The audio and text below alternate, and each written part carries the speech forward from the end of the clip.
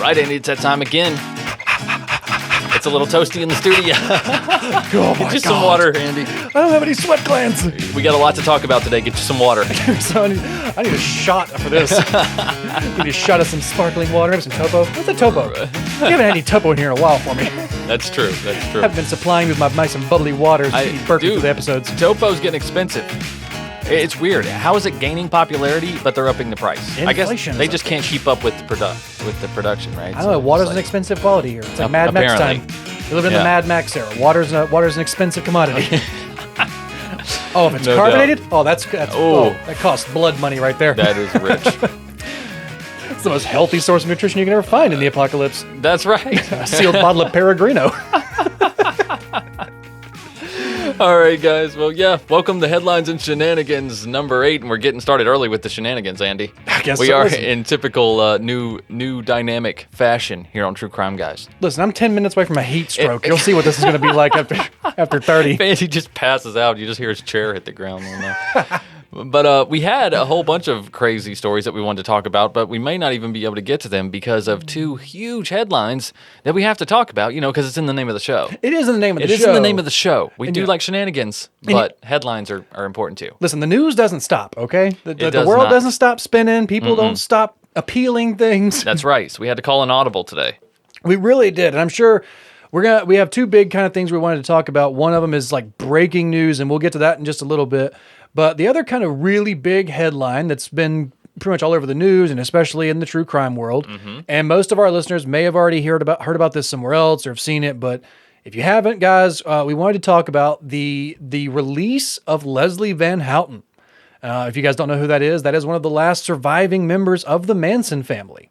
Yes, 74 years old. 74 years young. Look at that head of hair right there. She looks great, honestly. Me and Michael were both talking. We're like, Jesus, what kind of shampoo are they giving Seriously. her in prison? I mean, her hair is gray, yes, but it's so nice. It's so nice. graceful. Yeah, I was like, you aged gracefully in prison. To be a psycho cult inductee murderer, she has great hair. Yeah, I thought prison was supposed to be stressful. You look like Right? you aged like Paul Rudd. Like, what the? You're 74 years She old. looks Like, great for 74. yeah, you're right? Sam Jackson 74 For right 74 in white, she looks great. here. For 74 in white, you look great. She looks great. You're a great looking 74-year-old Leslie. But yeah, and this was I guess this was a photo we're looking at right here. This was a photo in 2016. So we may be looking at a much different version of Leslie Van Houten now. Oh, dang. But either way, 2016 looked pretty good. But Leslie Van Houten was freed from a California prison on Tuesday in a stunning development after she has served more than half a century behind bars. Is that enough, though? This is one of my more controversial subjects when it comes to the family members of the Manson family. True. Very true. I mean, she was very impressionable at the time. Yeah, everybody's heard of Charles Manson at this point. And everybody always thinks that... No. You know Charlie, right? You know Charlie, that old guy. Charlie Murphy? You know Charlie. He's got that nice little cool tattoo on the forehead. Looks like a little crossword puzzle. What is that? What is that thing anyways? Little plus mark? Yeah. What's that little cool... Oh. You might want to maybe wear a hat. You got a bandana, Charlie? Charlie, you want to invest in a bandana? You got a nice sweatband. Go out there looking like Paul Pierce. But yeah, everybody always thinks of Charlie Manson as like the epitome of evil. He's like the world's most famous like killer, and everybody always thinks of him as like the biggest serial killer of all time. And it is always confusing to hear that because he's not. He is not a serial killer. Right. Charles Manson never was a serial killer. Right. So he's very famous for convincing these other people to do some heinous crimes on his behalf. Because even by the standards of the Manson family, the 73-year-old Van Houten has experienced a legal odyssey compared to the rest of the people in the family. Like, everybody kind of got treated differently in the family because they all had different connections to Charlie. They all had different connections to, like, what was his plan? What were you guys sent there to do? Who was doing what? And it all kind of got blamed on Charles Manson. Right. He was the one who he was the ringleader. He was the family, the head of the family, this crazy little desert, dwarf out there who's just talking about dune buggies. Right. Like he's a fictional creature in and of himself. He looks like a hobbit. He just wanted to write some songs, man. He did, man. He just wanted to live out in the dunes and just share the love. But so she's been through the ringer in terms of like a legal battle over the years. And Leslie Van Houten was not she was not Charlie. She was not Tex Watson. She was not one of the I'm the devil here to do the devil's business. Right. That's not her. She was, however, originally sentenced to death for helping the Manson followers carry out the 1969 killings of Libo LaBianca and his wife Rosemary. Those murders came one night after the Sharon Tate killings with the 4 other members in the Tate household. Right. So that's why they were always referred to as the Tate LaBianca killings, because it was 2 separate killings. So Van Houten was 19 at the time when this occurred, and she stabbed Rosemary LaBianca through arguments, though arguments have persisted whether that act was pre or post mortem. So her sentence was later commuted to life in prison when the California Supreme Court overturned the state's death penalty. So originally she was given the death penalty, but only a few years later did they completely do away with the death penalty in California. Okay. So she's been there since 1969, 1970. But her conviction was also thrown out. Her first conviction was thrown out on an appeal as her attorney died during the trial and she wasn't even granted a delay. What? Like, how does your lawyer die? And you're like, can I get a mulligan? Can we come back Tuesday? Like, do I have a backup? How do you die on this case? Is it that stressful? I'm assuming it probably was. It probably was. Yeah. Probably was pretty stressful. But then a subsequent court proceeding resulted in a mistrial, with 7 jurors voting for a murder conviction and 5 believing she was guilty of manslaughter. So she's kind of been in the ether of the prison systems for a while. She's had several trials, like mistrials, appeals, all different kinds of things. Right. So how is she going to live out her life now?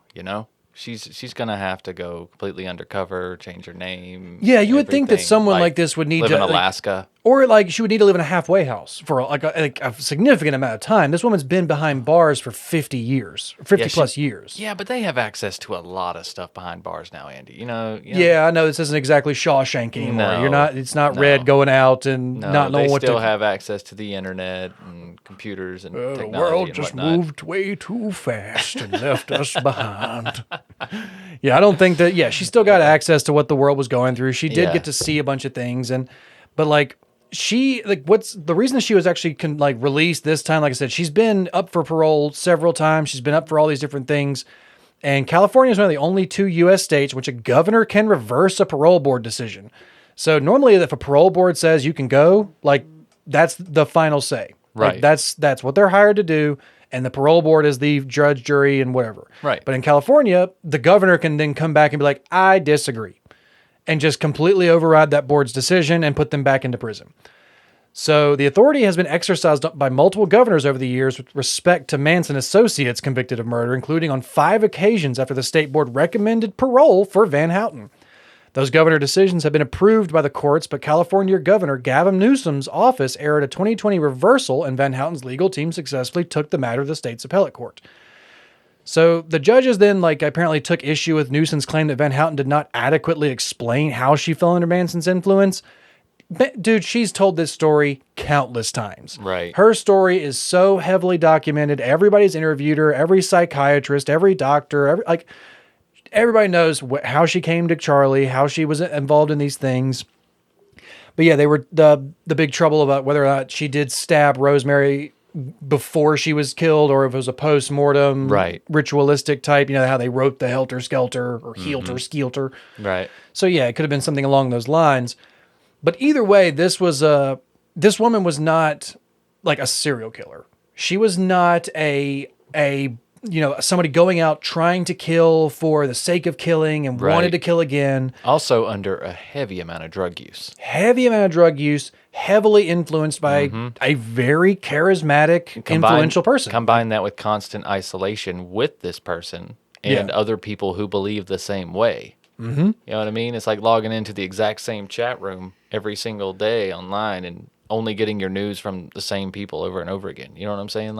It will radicalize you very quickly. Yeah, it says it right there about Van Houten. She was a drug-consuming teenage runaway who experienced a traumatic abortion when she met Manson in his mid-30s at the time.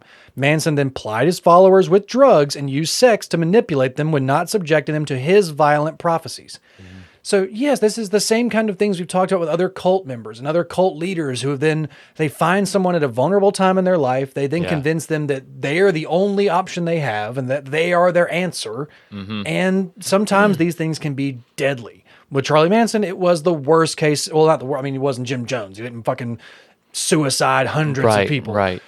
But yeah, this guy preyed upon her weakness and got her involved in his drug hippie sex cult that was living in the desert. Yeah. But yeah, she's had tons of like, different supporters for her. I don't know if you know who Roger Waters is.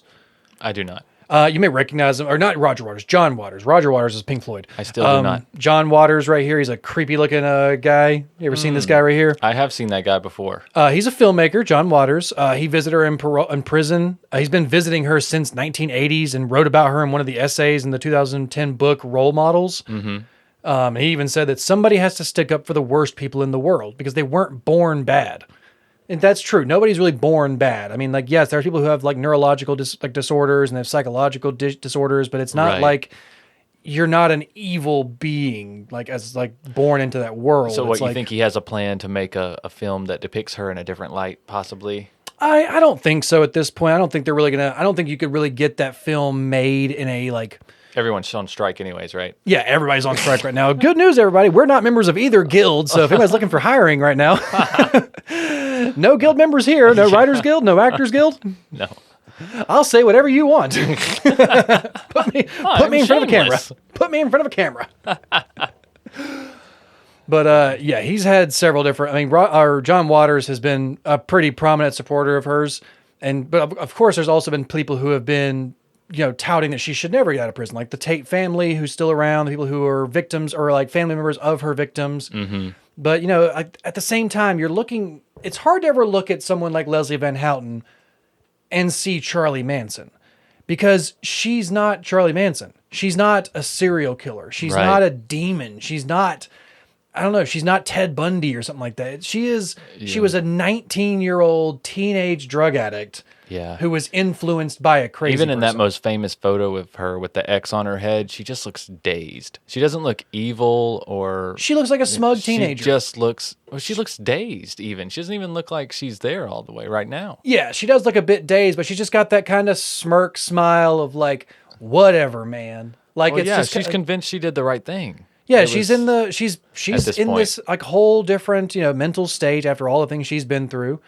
But Waters has argued that it's believable that a hardened criminal like Manson, who had spent much of his teens and 20s in prison, could influence an LSD-addled young person.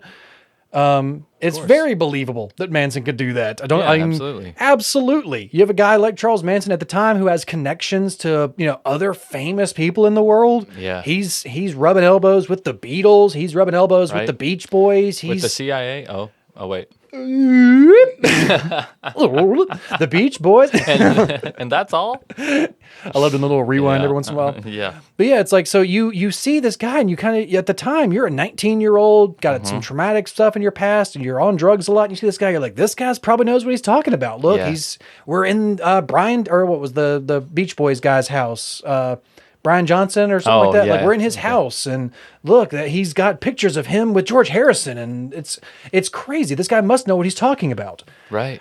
So yeah, it's very easy to see how a 19-year-old like drug addicted teenager could fall into this influence. Absolutely. But she is not the first convicted of murder to be released, however, and she spent 53 years in custody.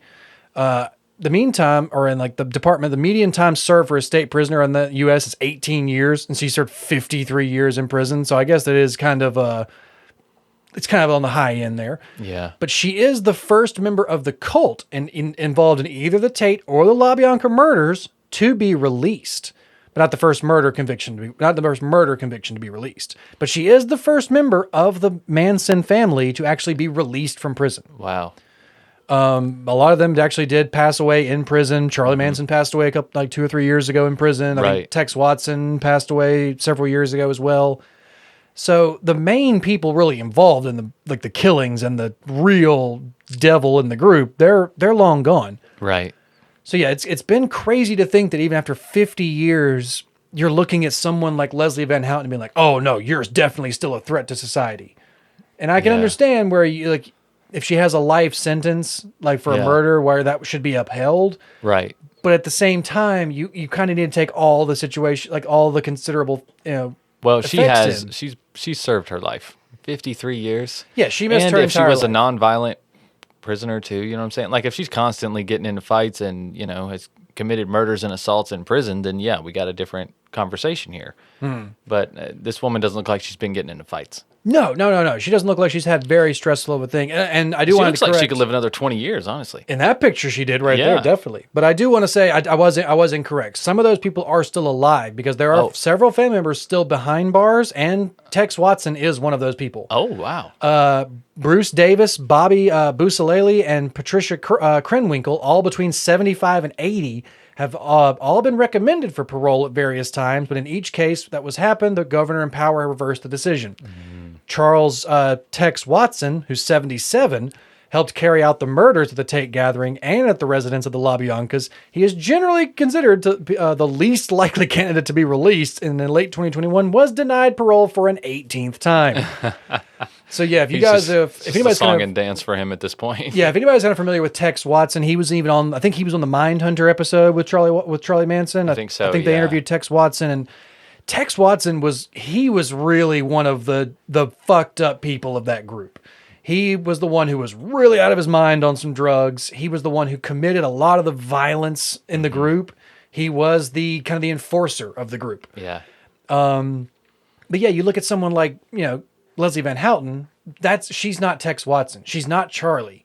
Right. So I can understand how some of these people should have been rehabilitated, just like cult members, just like members of people like of the Heaven's Gate or members of Jonestown, people like that. They needed to be treated as cult members, people who had been brainwashed and people who had been heavily influenced. Right. So I'm kind of on the fence about whether all of them should be released.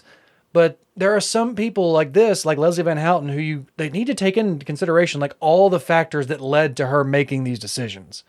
Was she a violent person beforehand? Was she a violent person after the fact? Right. Was she were any of these things indicators of her being like a true danger to society? Dude, no. After Charlie was gone. The way that they did those murders and who they did those murders to, they made an example out of them. That's all they were doing. They didn't care their reasoning for committing the crime, Yeah. I mean, let's not get it twisted. Our prison system is not for reformation. You know what I'm saying? No. And you did have, at the time, the very big, the counterculture movement, and Charlie Manson was a very good, poster boy for the staunch conservative government to be like, well, this is what the hippies are. Yep. This is what the hippie movement is. This is what's going to happen. That free love is just a facade, and they're all satanic worshipers. It's the dark side of it. Yep. So yeah, it was very easy at the time to blame Charlie Manson as to paint him as the face of the anti-hippie. We got to read that book, Chaos, man. Oh yeah, that just came out. We gotta check that out. This was just one more reason for, I think, one of the things we are going to come back on. We've talked about some cult stuff, and that's a cult, and it's a serial killer murder. So it's like we are gonna do a Manson family case at some point. We're gonna talk about these things, and now that we have some more information about her and this Chaos book, that's a whole can of worms to really dig into. I think it'd be fun for us to do. It would be. So yeah, we're gonna see how Leslie Van Houten adapts to life now, how she adapts to being out of the prison system for the first time in 50 years. Right. So yeah, I mean, I'm sure she doesn't really know how to use an iPhone very well, or she doesn't really know how to use, DoorDash and chip cards, but some of those things can be learned. I mean, and or you can go. There's plenty of small town America you could go to, man, and live a very non modern life. You know what I mean? Yeah. And she could just live in town, work a job in town, and live a quiet life for the rest of her days. Yeah. Or if she's got family, maybe they want her back, Live off the land, learn how to farm. Or just be you can, it's not very easy, but it's doable to live by yourself, to live kind of rurally, and to learn how to kind of minimize your contact with the outside world. Yeah. It's very doable in today's society. Absolutely. So, I mean, I think that there's a good possibility she may adapt well. I did see some other things that said I think she may actually be sick, have some sort of illness at this point, and so she may not even be long for this world. They may have just been giving her, her last years of freedom. But yeah, I don't know. Maybe she does still have family around. Maybe she has a sibling or something that missed her and never wanted her to be in prison. So yeah. I can always understand why the Tate family is there, always protesting and saying they shouldn't get out. But yeah, I I don't know. Do you really consider all those people the same level as Charlie? Right. It's a hard thing to consider. It's like we all saw Charlie Manson and what he did, apparently. Yeah. So you think all these But teenagers... some people would say, yeah, they're worse than Charlie because they did it. Charlie didn't do it. But There's that argument. but that's the same kind of, use that argument to be like, well, is Hitler bad, or was the Nazi who was running the gas chamber bad? Right. It's the same Both. kind of, it's that mentality. It's like they both did something bad, but that guy wouldn't have been doing that Right. if the guy who he was following wouldn't have been like, you fucking pull that lever. Oh, for sure. I'm just So saying. it's you have to think that it's like, was this 19-year-old teenage runaway really going to be a danger to the world? Or did she end up finding the catalyst that made her commit a crime? Yeah. So I don't know. We'll see what kind of comes of this. But yeah, we're gonna actually dive into the Manson case. We're gonna actually see what all Charlie Manson's life looked like, and both these different kind of outlooks on whether or not he was what they kind of said he was. Mm-hmm. So we'll see. It's not exactly Charlie Manson didn't exactly give himself the best like press. He was always his own PR guy. Yeah. And that wasn't the best choice. Like No, absolutely not. But it made some amazing footage though. it did. It made some great interviews and it made some great headlines from Charlie Manson. But it's like, you know what? Maybe just, you know what? He would have done real well from AI. Like, he would have been the guy who's like, hey, how about you write me a little story about Doombuggy? Maybe I can sell these things. Yeah. Right on, man. All right, well, that's enough Manson for now. It's enough Manson for now. We've already kind of done this. We'll see Yeah. what this kind of does later on. And like I said, we will get into the Manson family. We'll get into the Tate LaBianca murders and the trials and the conspiracy theories.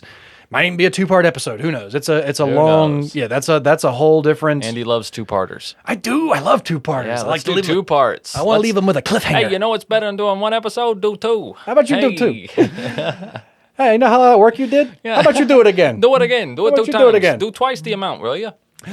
But so yeah, I do like the 2 parts. I like the cliffhangers. I like the first and second. I like what you get to kind of broaden your information. I Sometimes. feel you. But for this next story, this right here, guys, we're covering this today. This is we're recording this on July 15th. This is a Saturday for us, for everybody mostly. But Yeah. unless there's aliens listening, In 2023. whatever day is for you. Right. But so this kind of broke it's been kind of coming out over the past couple days, but now like the story has really broke because the suspect has been charged and it's in custody now. Mm-hmm. We were kind of seeing some like rumblings of there was a suspect in these Gilgo Beach killings, and that they may have some connections.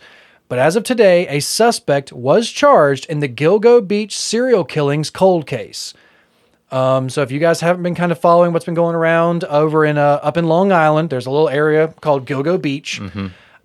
And for more than a decade, there have been a string of unsolved killings around this area. Yeah, we actually covered this on Strangely Unexplained. It's one of the earlier episodes. I want to say top 30 episodes. Mm-hmm. I think if you search Lisk for Long Island serial killer, it should pull it up. Mm-hmm.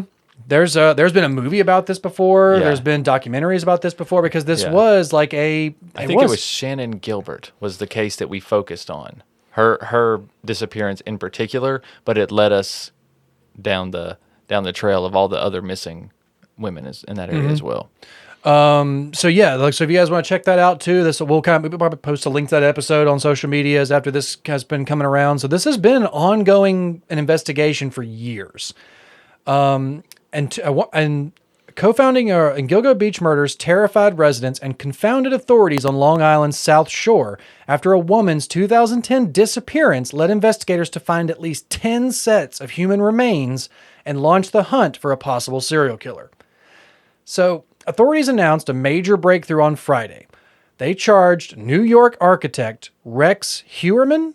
Is that, did they say Heuermann? Heuermann. Heuermann, Yes. yeah. Rex Heuermann. I mispronounced his name the first few times I was reading it, so we had to watch them and kind of talk about it. So it's Rex Heuermann, 59, with murder in connection to the killings of 3 of the 4 women who became known as the Gilgo Four.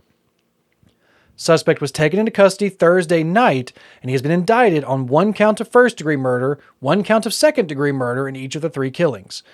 Melissa Barthelemy in 2009, Megan Waterman and Amber Costello in 2010, according to the Suffolk County District. Mm-hmm.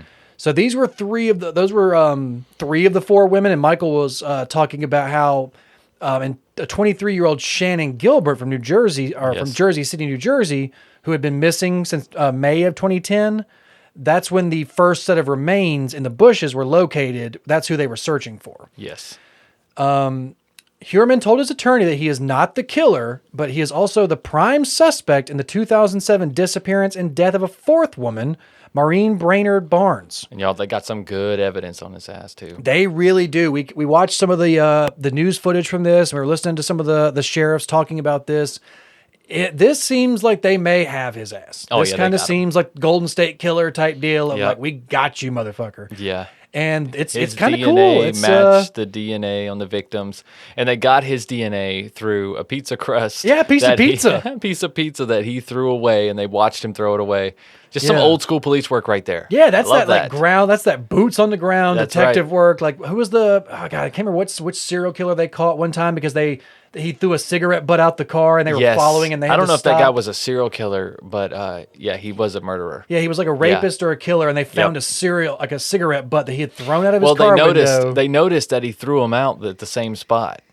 Yeah, like every Yeah, day. So yeah. they just followed him there, and then Yep. soon enough, cigarette butt comes out the window Just at grab the stoplight. the one that's smoking. Yep, grab the one that's still lit. Yep. But yeah, this seemed like that. They've been kind of following him for a little while. There's a lot of evidence that ties Huerman to these cases. And authorities said that in 2022, they identified him as a suspect, and they watched him and his family getting DNA samples from items in their trash as they built a case. He was remanded without bail on Friday and entered a plea of not guilty, but he will be scheduled in court on August 1st. So we will get to see how this plays out. So don't expect like a full episode on this case yet until after the trial is finished. Yeah. But in 2010, we'll give you, kind of like this guy's not going to talk though. I don't know. This guy, because once you talk, you seal it, dude. That's it. yeah. No chance of getting out.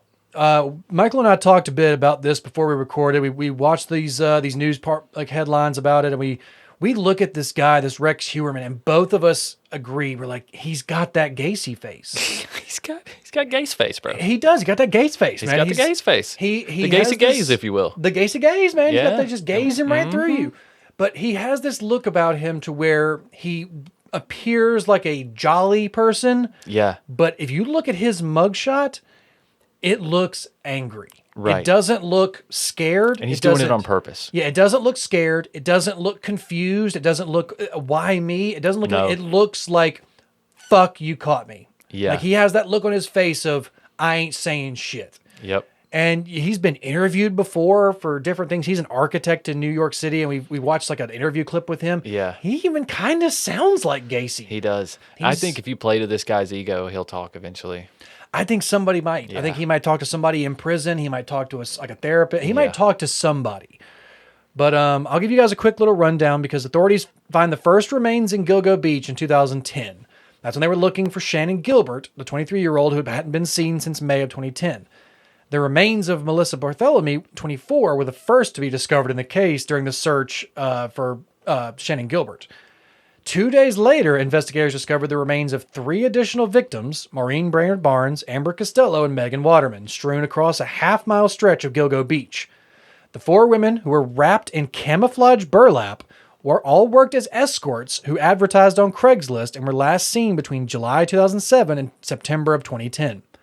So this was, I think this was probably the day of like the back pages, like Craigslist back pages or something. Oh, yeah. You were just finding hookers on Craigslist. Yeah. Yeah, pretty much. But and in 2011, more remains were found, including a toddler and her mother. So in March 29th of 2011, the partial skeleton remains of another woman were found several miles east of where the bodies of the Gilgo Four were discovered. The woman was first known as Jane Doe number 5 before they had finally identified her as Jessica Taylor, another escort whose partial remains were previously discovered in Manorville. That's been 2003 when they were discovered as well. So Wow.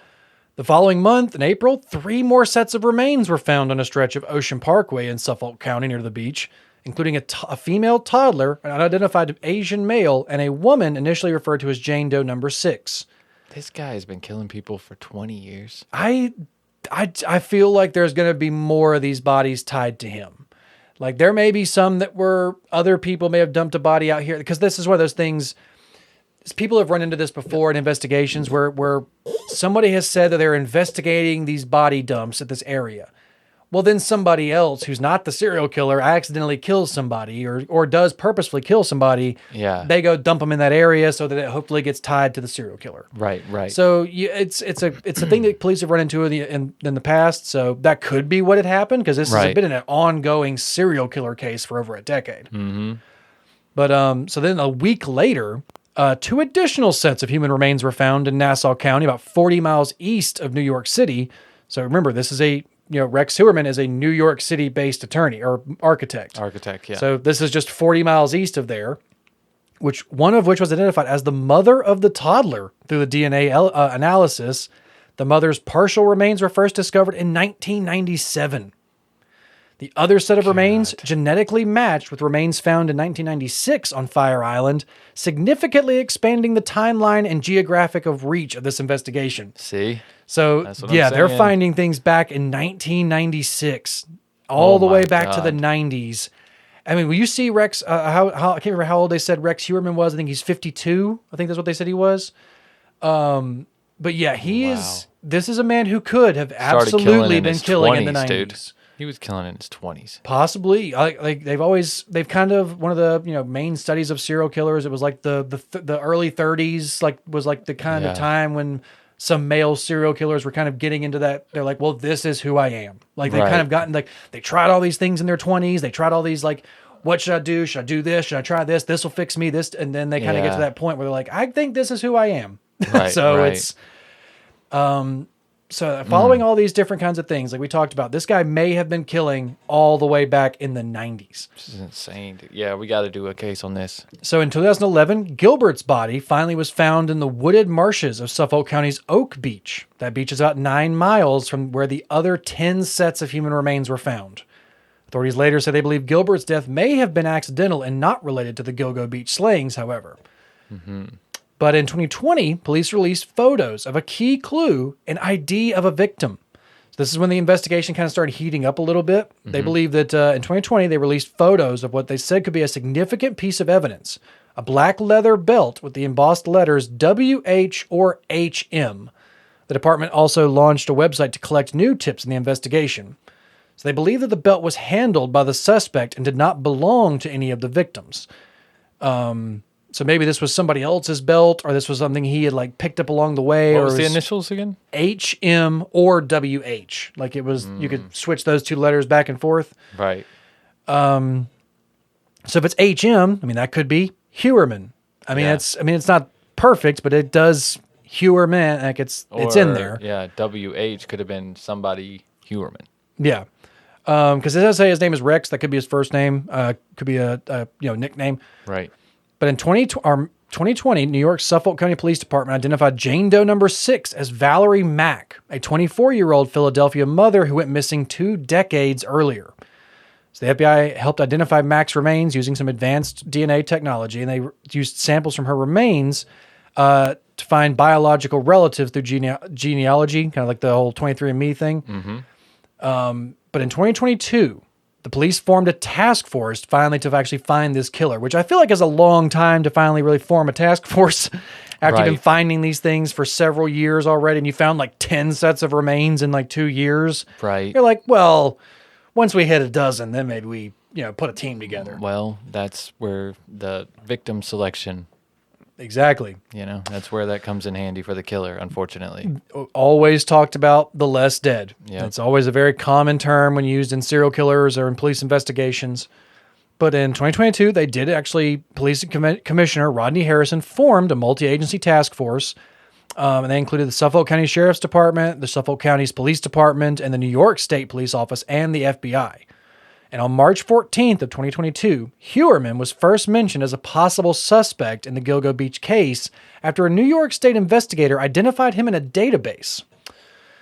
So he was arrested in 2023. We've kind of looked at some of the things that they were talking about, like why he might be not the prime suspect, because he kind of has the BTK alibi.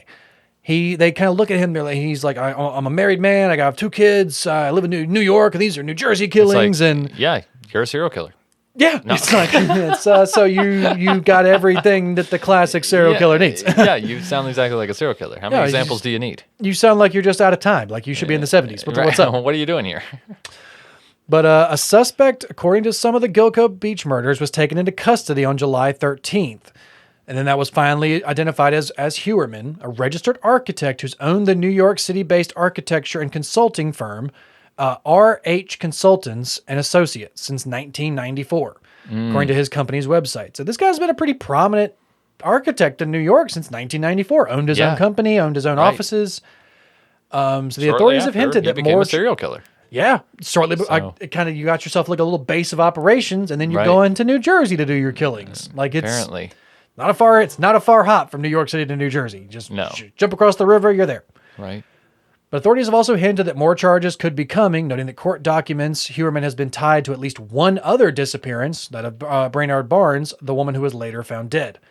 But we kind of looked at the different, what they talked about in the news headlines, and they were talking about how they have linked him to multiple burner phones, multiple email addresses, possible, taunting of one of the victims' families. Yes, they do have proof that he was taunting a victim's family. And they have security footage of him in places. They matched his vehicle to the description of some of the things. He's fucked, man. But the fact that they did actually find his DNA on these victims. Yep. Now that can always be they're escorts. Of course my DNA was on. But if your DNA is on all of the dead women, right. That's a bigger, it's like, come on, man. If your DNA is on one of the 5 dead escorts, right, you're a suspect, right, obviously. But if it's on all of them, you're the suspect. That is correct. So, yeah, you might have some DNA on an escort here or there, but one guy's popping up on every case is going to be a little bit more red flaggy. Right. At least there's some great photos of him because of his profession. He looks very professional serial killer. He really does. He kind of has this hair that it's not long, but it's not short. Yeah, what is that? Mark Davis. That's a toupee, right? It's gotta be. It's a toupee. It's just you need to cut that. He rips that thing off, and he's just evil. That's what happens. Somebody ripped it off, and that's why he had to kill them. Oh, somebody pulled it off. That was his trigger. But I said, don't touch the hair. Don't touch the hair. I told you it was real. But yeah, you can even watch interviews with this guy. He, I don't know, he just has a little bit of like an arrogance about him, I guess. A little bit? He has a bit of an arrogance to him. That's why I think he's going to talk. If they play to his ego, he's gonna start talking. That could be a very Once he realizes he's fucked, he's like, well, I'll just be the best serial killer then. And then he'll start talking about all the shit that he's done. Yeah, take credit for more, take credit for this, try and buff his game, get credit in prison. Yep. You have to weave through the shit to figure out what really happened. And yeah, that's something we've heard time and time again from different serial killers and different convicted murderers. But I don't know. This guy, like I said, when you look at his mugshot, you look at his interviews, you look at like all the different evidence against him, you look at his eyes in that mugshot, it doesn't look like he has remorse. It doesn't look like he's scared. It doesn't look like he doesn't know why he's there. No, it doesn't. So, yeah, I'm not trying. He is innocent until proven guilty. You're not judges. We're not police. We're not anything. No. This man is innocent until proven guilty, but the evidence against him is highly leaning and this is evidence they feel so comfortable with. They're putting it out on all news sites. Yeah, they are announcing who we got. Right. We think this is him. This is the guy. Here's all the evidence we have. It's like they're not guessing here. Here's his backstory. Here's his life. Here's this isn't who like he some is. leak where it's like, oh, we possibly have evidence of this. It's like, no, they got it. Yeah, in a lot of in serial killer cases, they do not like to announce who it is until they're damn sure they got him. Oh yeah.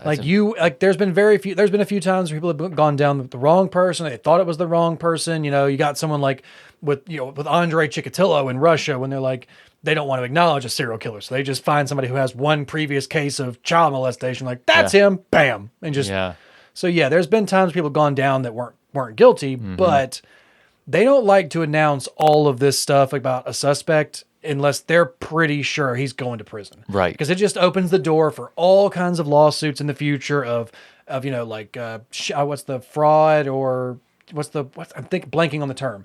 When you say something that's not true against somebody else. Oh, libel and like slander. Like slander. You would make all these different things a case if they are announcing these things and he's not guilty. Yeah, so they don't want to open the door to all that stuff. So you can take this with an air of confidence. Exactly. And guys, we'll be following this, of course. Like I said, we definitely want to do a follow-up on this. Maybe we'll do it on Strange and Unexplained. Maybe we'll do it on True Crime Guys.